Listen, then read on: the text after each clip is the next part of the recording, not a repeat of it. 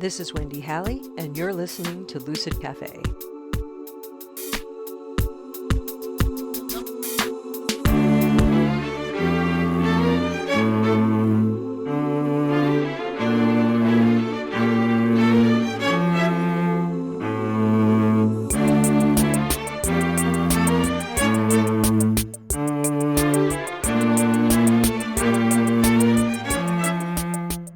Hi there, and welcome back.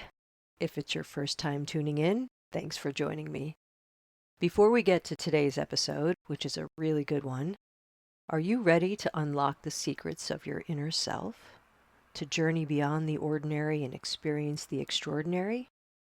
Become Your Own Shaman is a self-paced, experiential introductory course that gives you the groundwork to start a personal shamanic practice. The foundation of the course is based, with permission, on my understanding of the indigenous Hawaiian spiritual worldview that was shared with me during the early phase of my apprenticeship. We'll explore subjects like the nature of reality, the nature of the self, and how it relates to consciousness. And you'll learn the mechanics of how to safely and easily enter a shamanic trance state using sound. Then we'll dive into some fundamental experiential exercises introducing you to the shamanic realms and two of your personal spirit guides. My goal in creating this course was to make it as affordable and as user-friendly as possible. It incorporates all I've learned teaching introductory shamanic workshops over the last 20 or so years, including ways to address the common areas where new practitioners can get a little stuck. So don't wait any longer. Take the first step toward becoming your own shaman today. Visit lucidpathwellness.com or use the link in the show notes to enroll and start your journey toward deepening your connection to the unseen world and yourself. All right, on with the show. My guest, Rachel Kaplan, is a bundle of energy, enthusiasm, and creativity. That is no joke. She's a licensed psychotherapist and the host of the acclaimed podcast, Healing, Feeling, Shit Show.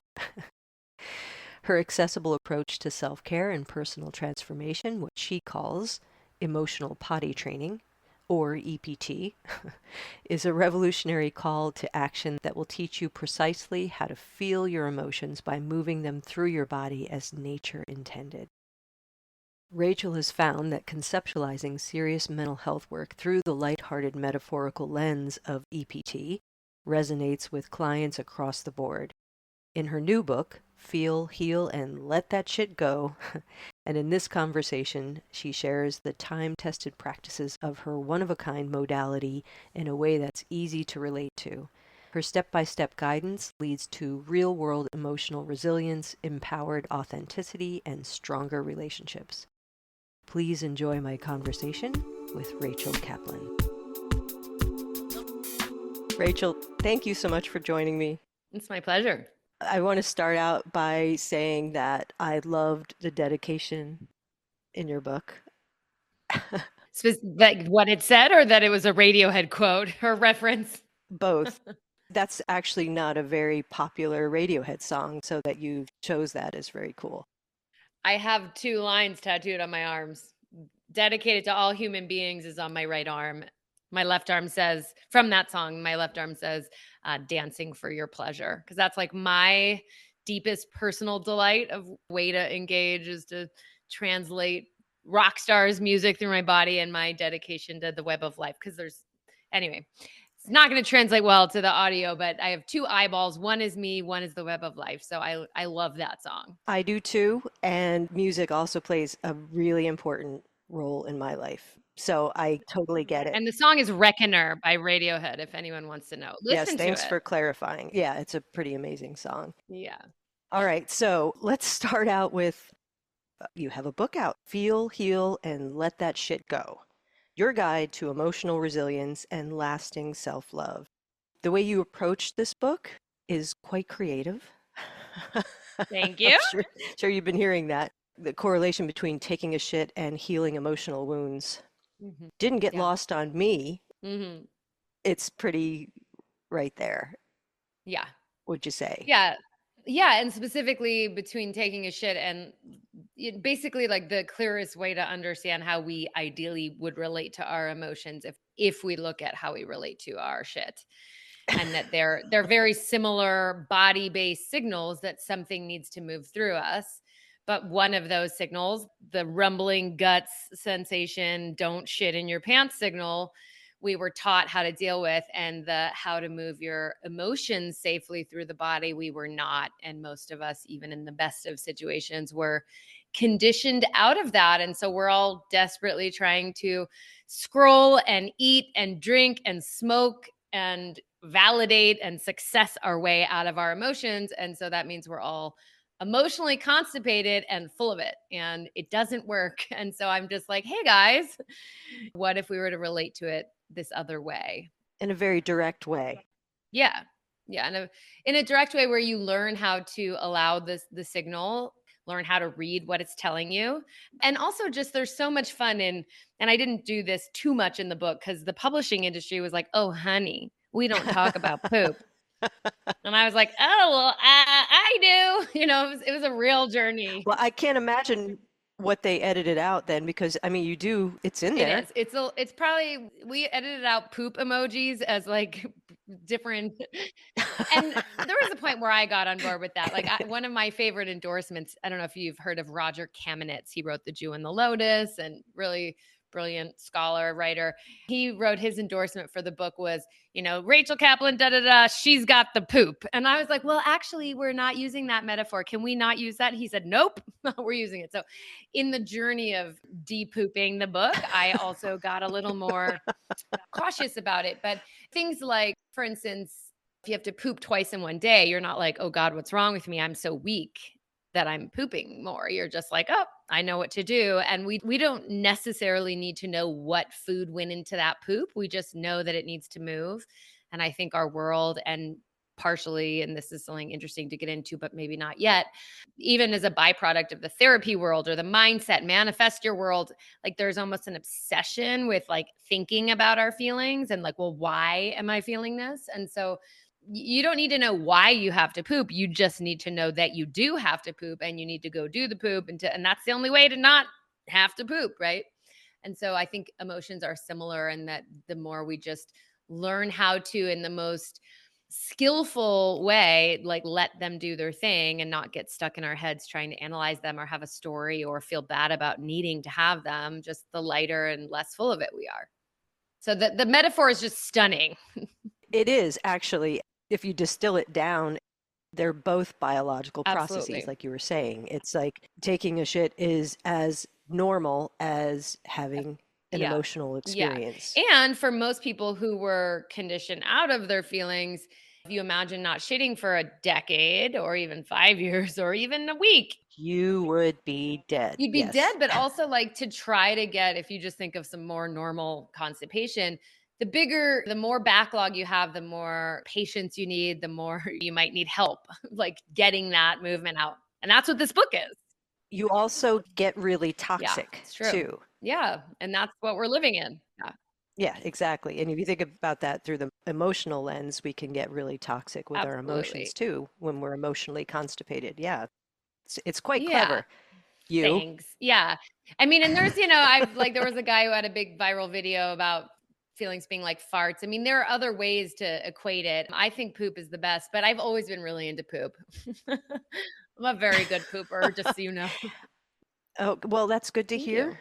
you. Yeah. All right. So I do want to come back to what you Sure. started talking about, and that is how we're typically handling our emotions. But first, I want to touch on a bit of your Yeah, background and what led you to write this book to begin with. I mean, you had pretty tragic circumstances early I in your did. life that seemed to pave the Yep. way that led to, I'm guessing, us having this conversation Absolutely. and you writing this Yeah. book. And yeah. And that gives me chills. Isn't that amazing that I can be 30 years out from that experience and it gives me chills just how true that is? Do you want to talk a little bit about that or? Yeah, I'm happy to talk about it. First, before I tell anything about that story, I'll just say that I had the run of the mill wounding that anyone with human parents will have. the older generations knew even less about and had less permission to feel and knew less about how to feel. And any parent knows it's really hard to keep a kid alive and tune into the kid's every feeling. And I'm not even saying that's the answer, but so all of us have a certain degree of wounding. And I had that also and had a deep sense of things that were wrong with me before I met this young man. And probably was part of my attachment to him. But basically, the first person I was just wanting to be as close to as possible was this young boy who I met probably at 12 and designed a very serious way to try to make him my boyfriend, which worked. And by eighth grade, I believe he was my boyfriend. And halfway through our freshman year of high school, after a very convoluted way of bringing me into a fabricated lie, he took his life.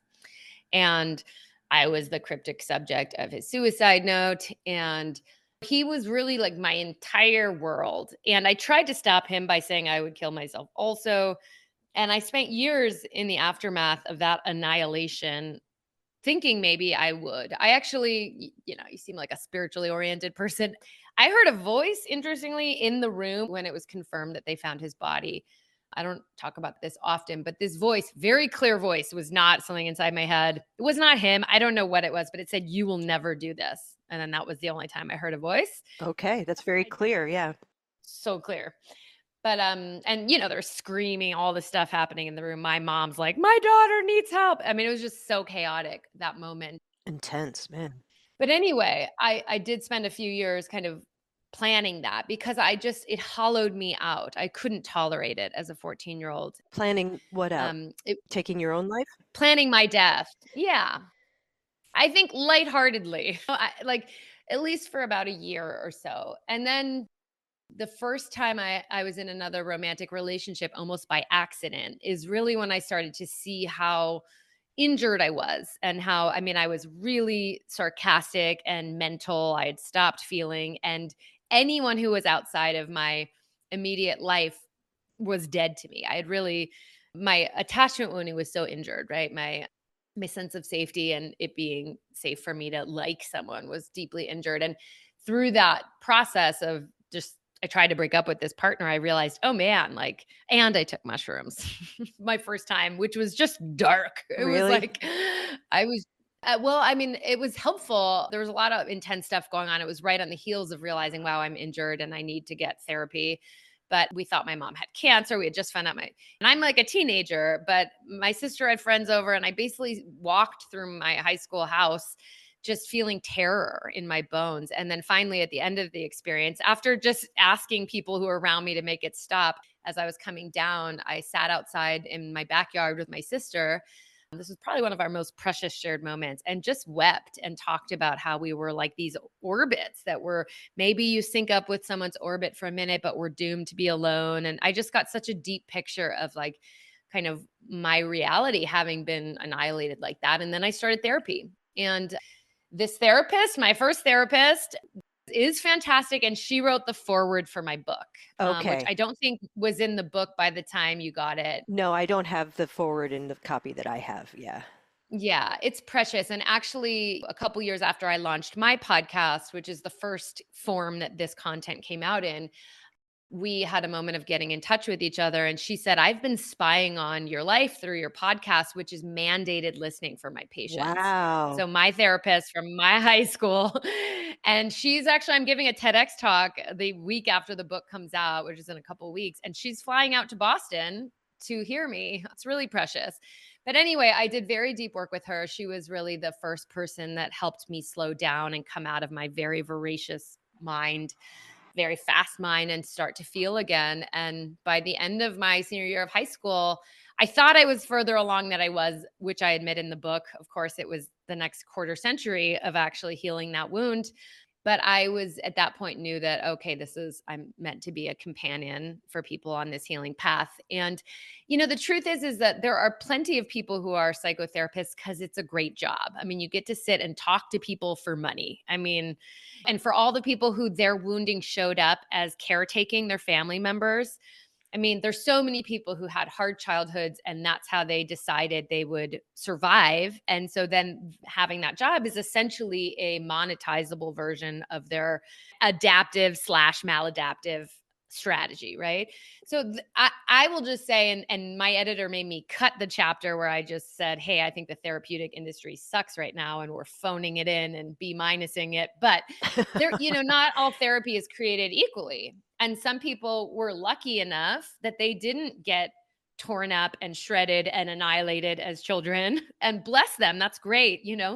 But if you had significant trauma, or if you just are trying to learn how to be with a pain that feels intolerable to you, whatever the cause, you want the person you're sitting with to have had to have done that and to know, because you don't know. And I will say that the main help I got, and I think I make this clear in the book, really came outside the therapeutic industry and I would say that also it took me literally 25 years before I reached a place, and that was a full decade into being a practicing psychotherapist. And I was always good at this, but before I actually felt deeply well and deeply lovable and worthy. And so for me, the book, the podcast, everything I've done in the last 8, 9 years is sharing what made the difference between me hobbling around and still kind of feeling like a worthless piece of shit inside, and me actually having this baseline. And what have I seen, of course, with hundreds of clients? It's not only me, but it's like, what are the pieces that are actually required for someone to heal and not just compensate? And so that's what the book is. It's like, this is the parts you actually really need. Right. Okay. Lot there. So Yeah. I warned you. you did.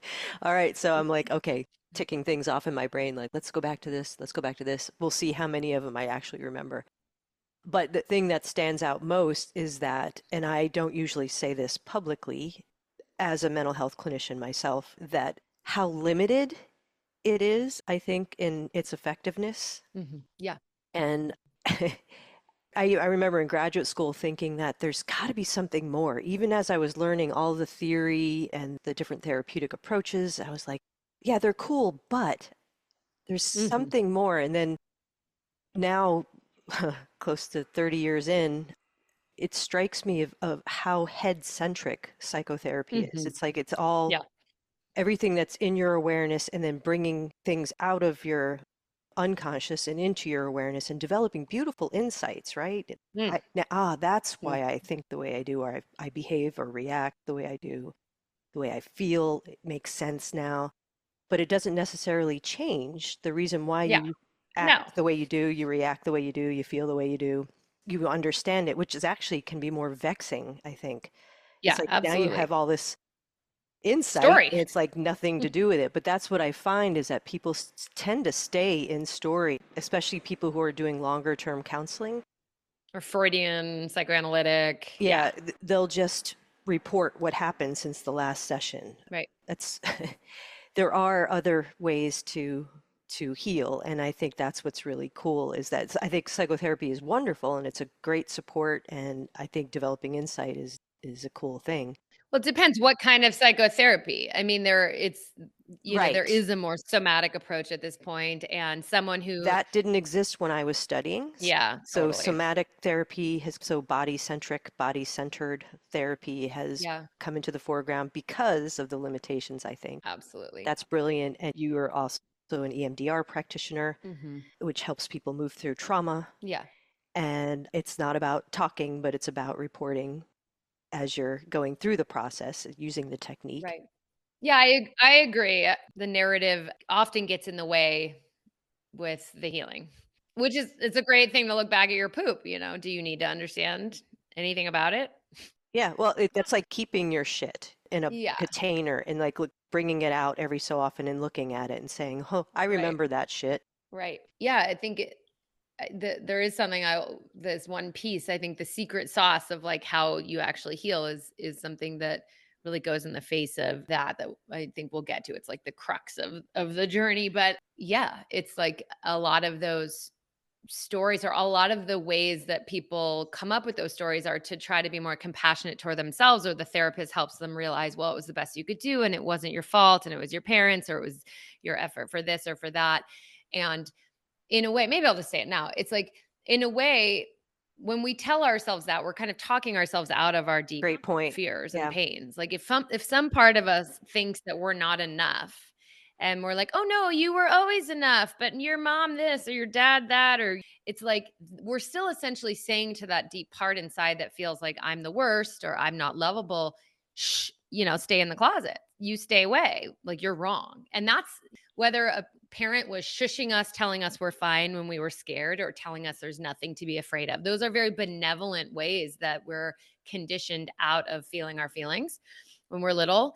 And of course, it becomes much more, can be traumatic or abusive when we're taught, I'll give you something to cry about, or that it's not okay to feel a certain way, or that it's not okay to express ourselves in a certain way. So, our core wounds, that run of the mill attachment wounding stuff I was saying we all have, there are all these pain parts that feel like they're a problem. They somehow make us less lovable or less acceptable. And they're positive no matter how bright and shining our lives are, no matter how successful we are, no matter how much we think we have these other good things about us. They're positive that everything else is a cover up. And that, like, if people knew us well enough, or that deep down there's something wrong with us. And so, in order to actually heal those, and that's what I feel like my life has taught me really how to do, you can't just give it an explanation. You can't just tell it, no, you aren't bad, you aren't wrong, because that's more of that dismissal shit. And so it's like what I think I'm ultimately doing is teaching people a series of skills. That step, I call it becoming. It's like kind of the crux of it. It's deep in the book, it's deep in your process, because you're not going to be able to allow that feeling to come through as a truth unless you find the part of you that feels that, unless you've cultivated a relationship with that part of you where it trusts you enough to show you how it feels. And then you have to know how to move your awareness into the part of you in pain. But what I will say, if someone wasn't going to listen to this whole podcast and they were like, I gotta go, what's the deal? The deal is, until you know how to let the wounded part of you feel its pain as truth, like that, yes, you do suck, you're still going to be compensating. And that once you learn how to skillfully dip into that, and from a place of identifying with it, which is not what the Buddhists would tell you to do, it's not what most therapists will tell you to do, but like letting yourself become the part that's like, yeah, nobody loves me, like release the pain from that vantage point. And then there's a whole recovery process. That is the crux that I think makes the difference between someone who feels lovable and someone who is hobbling around. That was the very cool thing that was refreshing to see in your book, was that you actually have a much more shamanic approach to dealing with emotionality, in that you talk about having a relationship with your feelings, which is a much more indigenous perspective than our Western cultural worldview. So the idea to make friends with your anger, Mhm. your sadness, your shame, all of those things, then you can get somewhere, right? Yeah. Yeah, and this is having a moment, a lot of people are talking about inner child healing. So it's like parts work is part of the conversation. The first phase of my approach is about parts work. And so luckily that's not totally new, and that's good because it's essential to healing is you But it have to is new be in able the to. psychotherapy world. IFS, Yeah. internal family systems thing. I never studied it, but I didn't either, but I had parts work. My foundation was Gestalt. Parts works all over Gestalt, and that's been around at least since like the 70s. So, yeah. which is still pretty new. But yeah, as far as befriending these parts or befriending our feelings, it's like, yeah, that relationship building, I think in my approach is most important there. It's like you're not going to be able to help yourself feel your pain if you have it all still tucked away in a closet. And the parts of you that you've tucked away, I used a Radiohead quote for this too. I don't know if you remember, they don't trust you because it wasn't just your parents and your teachers and your peers when you were little that said, don't be that way. Ew. It's like you decided that was the truth and you are the locker, you are the jailer. And all of us that are denying these parts and trying to cast them out or blaming ourselves for this quirk or that quirk, we're the ones who at this point are really kind of abusing our little parts. And so we have to rebuild trust with them and we have to court them back out. The Radiohead quote is, you do it to yourself, you do, and that's what really hurts. But so yeah, the first half of this is really about like how do you find and reinvite, reintegrate with these hurting parts, and then once they trust you enough, then you can maybe help them clear out some of their pain. And yeah, shamanism, Eastern spirituality, it's all been a big part of my path. the person who was the most helpful, who I'm private about because he's very private. He lives in a mud hut.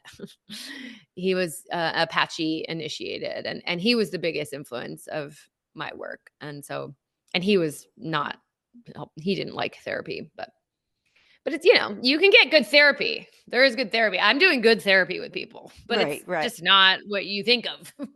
No, I totally understand. Yeah. So, can you talk a little bit about your more spiritual bent? Like, how do you look at all of this through the Hmm. lens of what you've Yeah. discovered through your own spiritual experiences? Yeah, it's interesting. I mean, when I was young, when I had that awakening at 18, which in some way was just like I reclaimed some piece of my wounded self. If you've heard of, and maybe your audience is really used to spiritual talk, like when people do soul retrievals and they bring back these like fragmented parts. It's like that's a version of the work we're doing, but it's someone else doing it for you. And I don't think it works that well, honestly. I mean, When someone or else maybe it does it for works. you, Yeah. It's like at the end of the day, we have to. probably depends on the It's practitioner. true, yeah. But also the person, I think if we don't feel like we know what's happening or we didn't work for something, it's much harder to integrate it. Like a lot of the end of the book is helping people, how do you integrate the transformation you've gone through so that you actually know who you are now? If we're not involved with something, in fact, my mentor would say a lot of what's missing as far as the wellness in our society is the convenience of things, like people who were living more indigenously or more earth connected. You had to have well-being and strength in order to bring forth fire or build your home structure or hunt your food. Like you can't be lazy and entitled and doing those things. Like no matter how cold you are, if you don't know how to contribute what's needed to a fire by friction, you don't have fire. Right. So anyway, and that was so foreign to me when I started learning from him in that way. But anyway, just to go back to the soul retrieval, and I'm not saying it never works, but I think the more involved we are in our healing, the more sustainable it will be and the more we will own the work we've done. I wonder if what you're referencing is the person's state of readiness. I mean, because the idea of healing and going to a practitioner who will allegedly heal you, Y- when it's really doesn't work that way in shamanism, the shamanic practitioner is just taking someone's request for healing from this world to the dreamtime world. Yeah. And it's the practitioner's relationship with their helping spirits. That's Yeah. the key. But in our culture, we're used to the magic pill. And if you Right. go to a practitioner thinking like, I'm going to walk out of this session and voila, I'll be healed. I'll have all my soul parts returned and I'll be whole again and it'll be great. But it's just like a psychedelic experience to me. Right. I've never had a psychedelic experience, but well, with medicine. Mhm. Right. They say the moment the medicine is out of your system is when the real work begins. And Yeah, I think I that's agree. true with shamanic healing too. The moment your session is over, that's when your true work begins. Yeah. I love that. And I think the therapeutic industry is way too focused right now on psychedelics as that bigger, faster, quicker thing. And I realized while you were talking that like one of the big supports right now in my life in the last 2 years has been a Dogara lineage diviner. Like the first time I met him, I think I went in because of dating woes. And I will get back to your question, by the way. Although in this exact moment, I can't remember it, but the soul, I soul don't know if I retrieval remember parts. it either. Yeah, I do remember it. It was about like what happened at 18. Oh, yeah, your But spiritual journey. yeah, yeah, I'll come back to it. But what I'll say is there was a diviner involved with a lot of my community, and I was frustrated about dating and went to him, but didn't say anything and blew on a quarter. And he was like, whoa, there's a huge space in the world for your work, but there's this block. And he figured out all these things. Anyway, I've done probably like 6 or 8 sessions with him over the last 2, 3 years.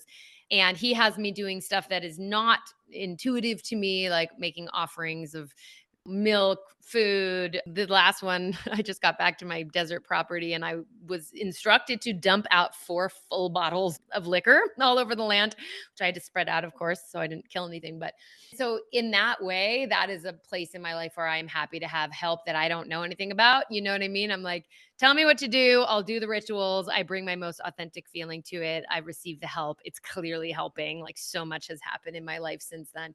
So it's not like I think we need to know everything about what's going on, but I do think in parts work integration, it's helpful. And so, anyway, you asked me about my spiritual journey.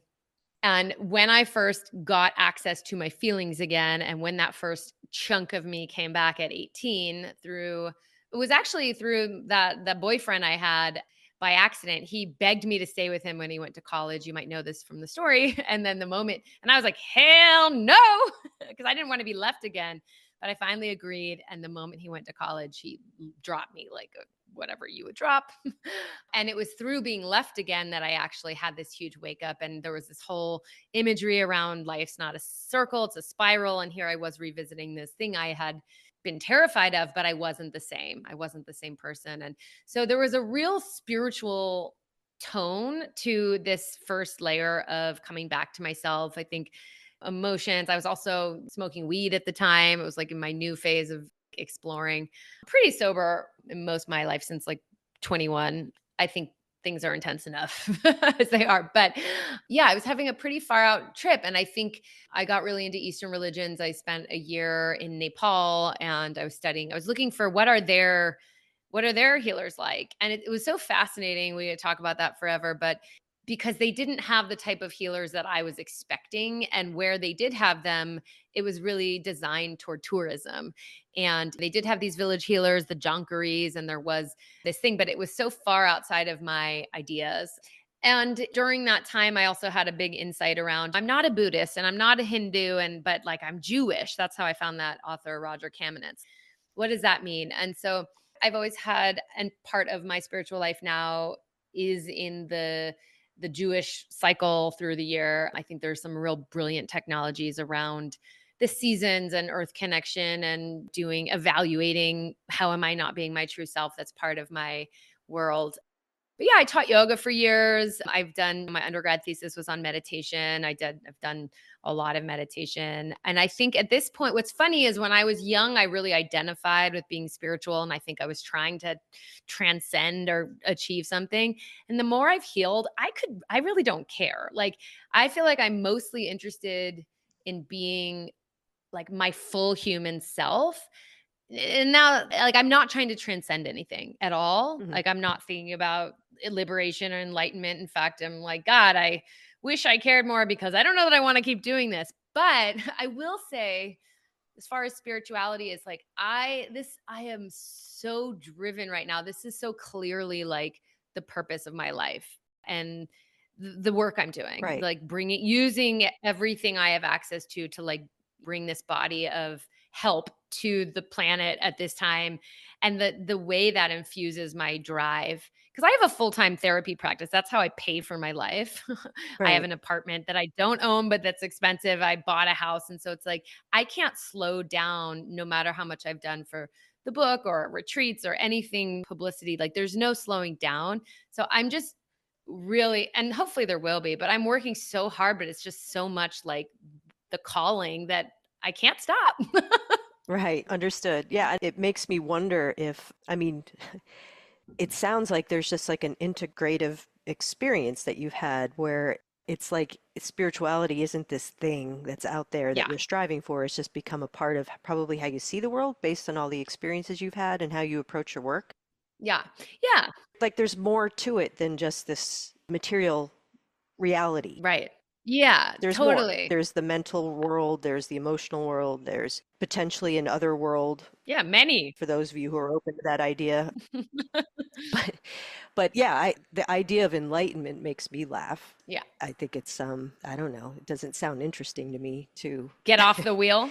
I don't know. This human thing's hard. and anybody who says they're enlightened, I want to run in the other direction actually. Yeah, But right. Yeah. the reason why I wanted to dive into that a little bit is because it seemed like from reading your book, your reaction to Keith's suicide, which Yeah. I think Yeah. death does that to most of us, is that we go into a really dark existential place Yeah. and it's a real perspective builder. Like you start asking questions that you normally wouldn't ask unless something like that happens, right? Yeah, I call myself an initiate of death. I mean, it changed my whole life. Like, I might be in fashion design or interior design if it wasn't for that. Luckily, I still love beauty, and my apartment was in apartmenttherapy.com, whatever. It's like I still buy too many clothes, but yeah, this, I mean, my entire life was shaped in this being able to rise to the occasion, to be able to transform this. And I will say, I think I found this a lot in dating, like that I underestimate how deeply spiritual I am. And Yeah. I think it's because it's so integrated into who I am. But I've seen many a person look like they were electrocuted when they leave a date with me. I'm like, oh, She's so I intense. guess. Or just like, yeah, I mean, interestingly, I think I am intense, but I think also there's been a levity like the last many since I feel like I got to a place where I really feel self-love, like I'm mostly having fun. And I think that I actually just edited a video I'd made for the internet this morning or maybe yesterday, just being like, if you're not getting lighter in your healing, what is the point? It's like, we don't have to take this seriously. I think the point of healing is to enjoy these short, precious lives. Good point. Yeah. Yeah. Yeah. It doesn't have to be painful, drudgery. Yeah. And I think that is the natural outcome. When I say emotional resilience in the book title, and one of my favorite little quips I came up with in this work is emotional resilience is the new happy. And the reason is that if you know you can handle and you know how to move all of your feelings through you, then you're going to heal so much because you're going to be able to clear out some of the backlogged feelings. You're going to have such strength and confidence as you move through your life because, surprise, surprise, there's never not hard feelings. No matter how strong you are, we're all going to die. Everyone we love is going to die. Like there's no way out where you're not going to occasionally feel bad.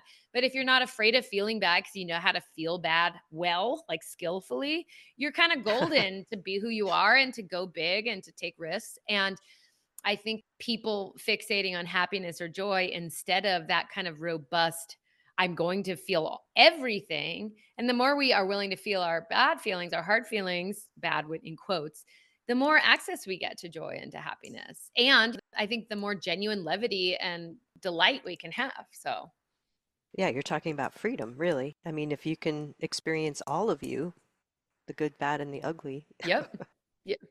then that's pure freedom. Yeah. Then it's like, well, what do you want?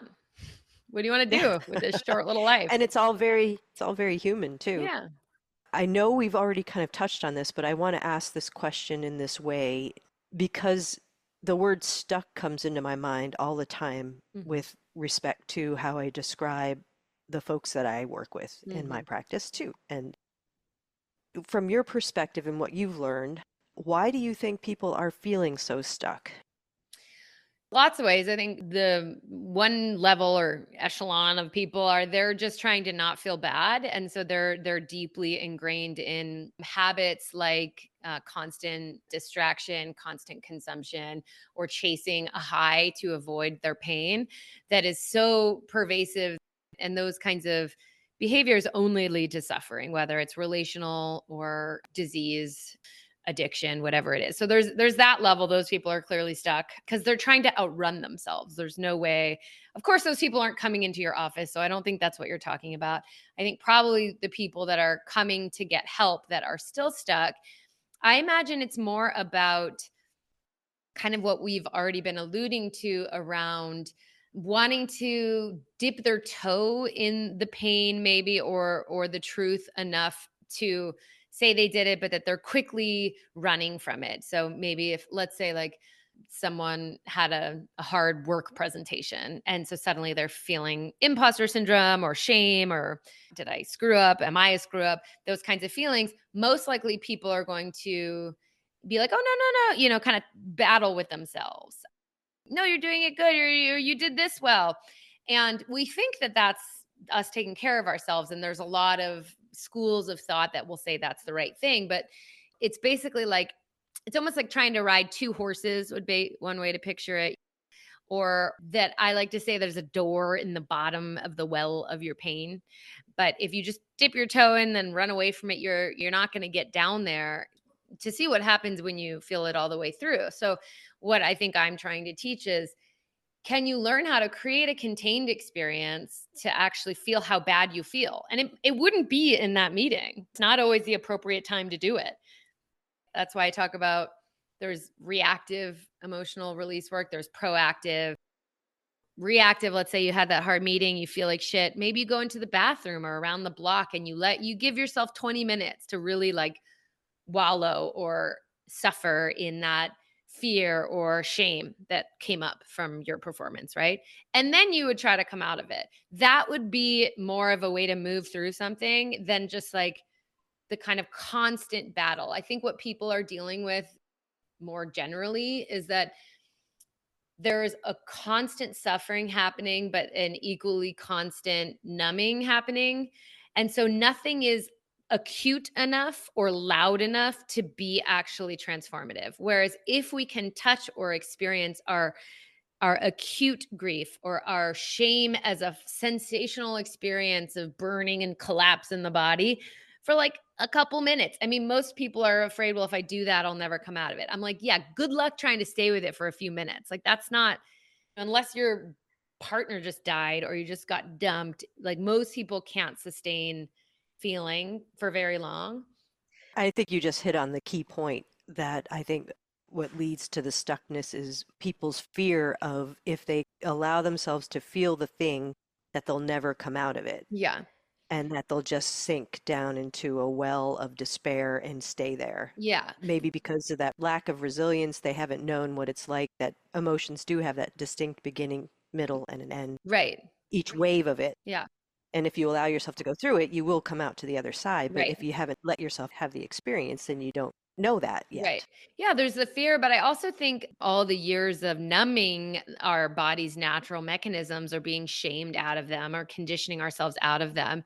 That even once people are like, all right, fine, I'll feel my feelings. You got me.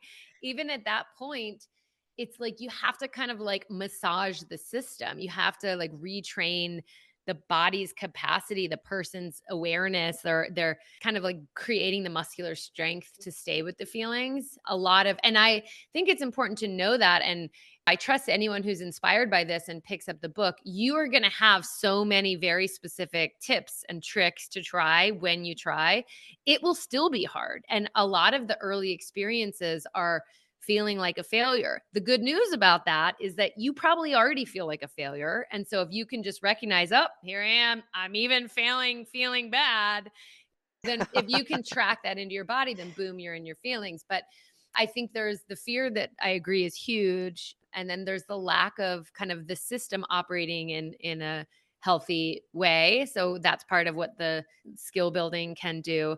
And in general, I just think like the distance we have from our experience. And there's so many ways that happens. I think it's through what we've already said. I think there's also language. Gestalt therapy really helped me. There's so many people where when they're talking about their experience, they start saying, well, and you go do this and then you feel this. And there's all these ways we're trying to get away from our experience. And one of my favorite things about Gestalt is like the idea is agency, that sense of I can create change in my life is part of what creates health in a person. And the only way we know what change to create is if we're really close to ourselves. So it's all about really using language that's like, say I. You're not selfish if you say I. You're talking about yourself. Like, you don't know what, if someone's telling me their experience and like, well, and you do this, you don't know what happens to me. And I don't let none of my clients, I call it the I game. They're not allowed to say or you when they mean I. Unfortunately, I've done it on dates too. People don't like that as much, but it's like, I think we're stuck because we're afraid of being really close to our experience and we're afraid of it because it's painful. And once we taste, and I think this is really important, it's an important point on the healing journey, people have to taste the relief for themselves. While I do my best to really make a case for this and to teach people how to do it, sounds good. But until you have a tiny bit of relief because you sat with your pain for 15 minutes and you feel a little lighter, or you feel a little more relaxed, you're going to be like a little bit unsure. And if you can not give up in that time, just keep trying until you have a taste of that relief. And then it's very self motivating because there's something that actually works. Like the hours of watching and scrolling and the pounds of eating, they don't actually make us feel better, but feeling how bad we feel does. Healing is not an intellectual process. It No, sounds like that's what you're saying. And that's, I think, where a lot of us want to stay. And that's what I was kind of referring to earlier in how a lot of talk therapy is bullshit. approached. It keeps you in that intellectual place. Yeah. Yeah. And if you read the book and if you get the steps in the book and you understand the steps, but then you don't actually go Yeah. through the steps. Yeah, at the end of every chapter, I'm like, "Stop reading, now go try it, please." But, Yeah. I can't make that choice. You paint the map to the well and you hope to make it sound enticing, and it's my deep prayer with my life that people will use this to just get freer and happier and kinder and more empathic, but I can only do my part, so but yeah, Yep, the invitation is here in your yeah. book. And I tried to make it really like, I tried to not sound smart and to really I tried to make it really practical, really applicable for lay folks. Like, that's why poop is so great. Like, you're pooping if you're alive, you're pooping, right? And so I tried to make it accessible. I hope it It is. is. That's what I was going to say, that it is a very reader-friendly book. Yeah. Not intimidating at all. I mean, it makes you laugh. It also makes a lot of sense. So your approach is super inviting. Thanks. Yeah. Yeah. And so as we wind our conversation down, you are a practicing psychotherapist. So I imagine your practice is full and you might even have a waiting list. You'd be shocked. It's not. I've had moments, well, the waiting list part, that's on me, right? It's up to me to say, okay, no more clients. And I think that will happen more and more as the years go on. I think right now, like I've said, it's like I have two homes and I love the work so much that I don't always say no to the clients. I feel like I do have space. But I do, yeah, if you're welcome if someone's interested in working with me, you could reach out. I do also have ways to work with me where they aren't so personal. Like, I have a DIY course that is like another guided journey through this emotional potty training program. I have like a bunch of classes I've taught that are all like in a catalog that you could do at your own pace. I have a membership, and all of that is housed together. And actually, tomorrow I have 10 people coming to my property in the desert, which I do twice a year for what I call the Becoming Ourselves Healing Retreat, where people come and they do kind of a deep dive of this parts work reintegration. They dedicate the retreat to a specific part of them. They're trying to court back and get to know. And we have a log for chopping wood, and we have a whole field of Joshua trees and cacti for throwing rocks and feeling feelings. And we weave in nature connection and death and all these like sound healing. So yeah, there's various ways to work with me, but all of them can be found through thefeelingsmovement.com. One cool thing about making all this content, both the podcast and the YouTube version, and I'm on some social media things, is that I really ask my clients, like you said about shamanism, it starts at the end of your session. I'm asking people who want to work with me, and you should only contact me if you're willing to work between sessions. And you're willing to like kind of use the book and use the episodes to practice what you're so because I don't want to talk at people for their therapy. I want to use our What's connection. the point of that? Yeah. Yeah. But if I didn't have all this somewhere else, I would need to, because I would need to teach them. I don't think that the main thing that heals them is our Oh, I see what you're relationship. saying. Okay. I thought you meant just as an approach. Yeah. Yeah, I Talking mean, at them. I don't believe anymore that it's our compassionate, kind regard for each other that's going to heal them. That's nice. I'm sure that they didn't get that always, but I'm pretty kind of fierce with my clients. I think the point is they need to learn how to be that for themselves, and there's a lot of teaching that happens. And so luckily I've done that elsewhere, and we can use our sessions just to troubleshoot how it's going and to for them to practice with me how to drop into their feelings. Makes me a lot more efficient, but I only want people who are willing to do that. If you come in being like wanting me to explain the same thing to you over and over, or just wanting to tell me your dramatic week, it's not that interesting for you.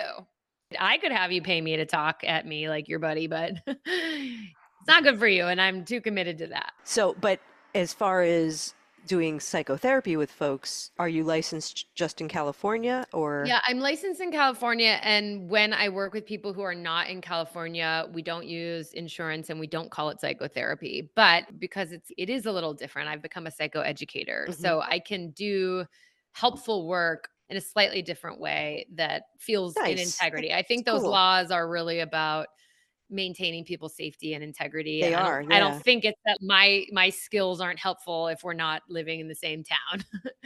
But I hold it a little differently. And you can't get a super bill for it. Right. No, I just wanted to verify that for people who might be interested in Yeah. I looking don't into want to get working with into you. trouble, but I do work with people outside of California, and we Well, just psychoeducation is a very different thing it than sure is. psychotherapy. Yeah. Yeah. So that makes sense. And then out of pocket makes sense too. What is the name of your podcast? The podcast is the Healing Feeling Shit Show. Yeah. And every episode has a poop story. Like, in fact, if you have one, I'd love you to record it and email it to me. And I poop my pants kind of story, a comic relief poop story. But I mostly am not doing episodes. I am going to do an abbreviated season this season with about 6 to 8 episodes just to kind of like celebrate the book coming out. But this was the first iteration of me getting this workout. So now the book is out. So is it just you discussing your ideas and Well, thoughts with folks? You're not talking with guests, that Well, kind of thing. season 1 is kind of like a version of the book. Season 1 is a guided journey through healing in this way. It's a lot less refined than the book at this point. I wrote it in 2018.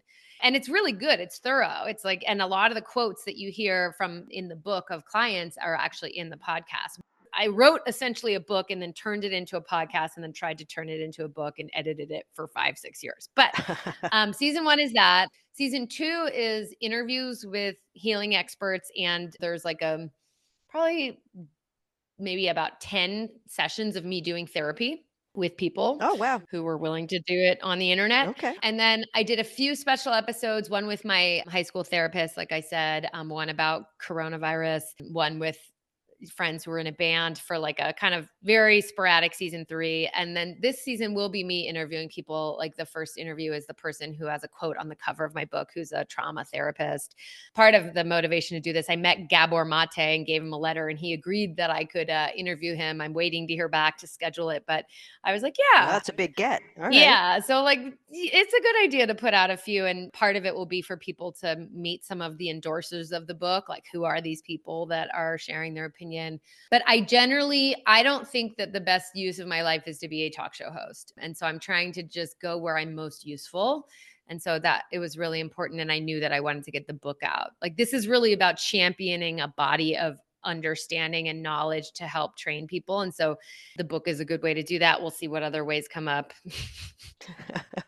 Well, your creative mind, I'm sure, will come up with some interesting things that will probably surprise you. Yeah. And like whatever the universe wants from me. Right when I went viral, I had a viral moment shortly after that first set of rituals, which is funny because at first I was on a trip in Europe after I did all the rituals and I had a different thought. I was like, oh, maybe I'll do this book instead of that book first. And I was like, oh, that must be the fruit of the ritual. Like that was it. Right. And then like 6 weeks later, I went from 2,000 followers to 112,000 followers in like a week. Ooh. But anyway, right after that, I had a couple TV producers reach out to me and we actually created a pitch. And it was one of those moments where I was like, that kind of attention could ruin your life, like ruin my life, let's say. Let me own it and not say yours. But it was even in that opportunity, I'm like, I'm just a yes. Like, I want to be used well. It took me this long to be able to ride this weird pony that I am. And so I think there's medicine in that, just being willing to be seen as a weird, authentic, expressive human. And so I'm kind of hoping to say yes to as many of the opportunities that come my way, but also with balance and hopefully getting compensated so I can work a little less. That sounds reasonable. Yeah. All right. Well, Rachel, thank you fun. so much for coming on the show. It was so fun. I really like you. So easy to talk to you. That's sweet. Well, I like you too. Yeah. Thank you. Cool. Well, thank you. Thank you for having me. Well, given how things are unfolding in the world, and in the US in particular, who knew a shit show could be this inviting? To learn more about Rachel's work or to purchase a copy of her book, please visit thefeelingsmovement.com. Thank you so much for joining me today and for helping me spread the word about Lucid Cafe. I'll be back in a few weeks with the next episode. It's another really good one that's delicious and heart-opening. How's that for a tease? Until next time.